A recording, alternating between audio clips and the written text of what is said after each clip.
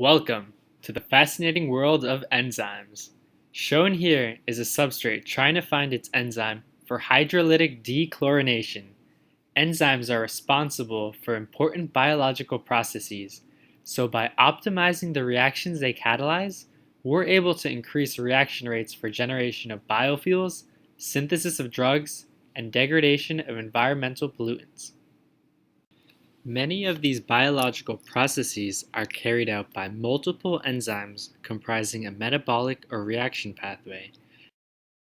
As you can see, there can be an increase in toxicity to the cells if reaction intermediates are allowed to float around.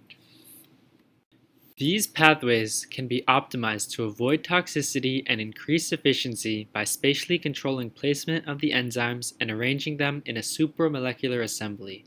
Co-localizing these enzymes reduces the amount of time needed for the substrate to find the next enzyme in the pathway, protects unstable intermediates from solvents, and prevents diffusion of toxic intermediates.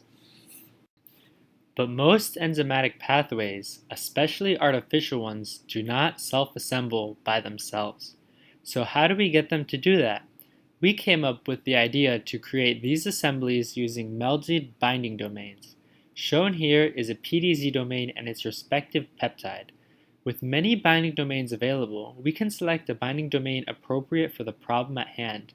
For example, we can use domains that only bind when a trigger, such as a kinase, is present, giving us control over the formation of the assembly.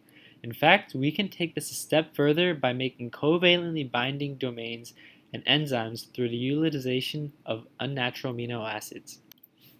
In our prototype of this approach, we used fluorescent proteins as a surrogate for enzymes of a metabolic pathway. Using computational software called Rosetta, we created models of our designed proteins with binding domains inserted.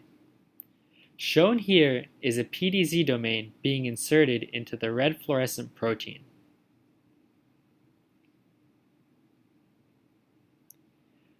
On the other end of this protein, we can insert a peptide that makes this bind tightly to another kind of fluorescent protein, GFP. We can then take these computer models and bring them into life by expressing them inside of bacteria and isolating them in a tube. We can apply a similar approach to actual enzymes, bringing them together using inserted domains and peptides to generate large nanoscale assemblies.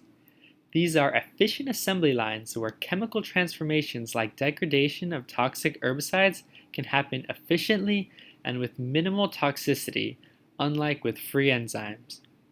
We hope that this technology will help biodegradation and biosynthesis of important chemicals.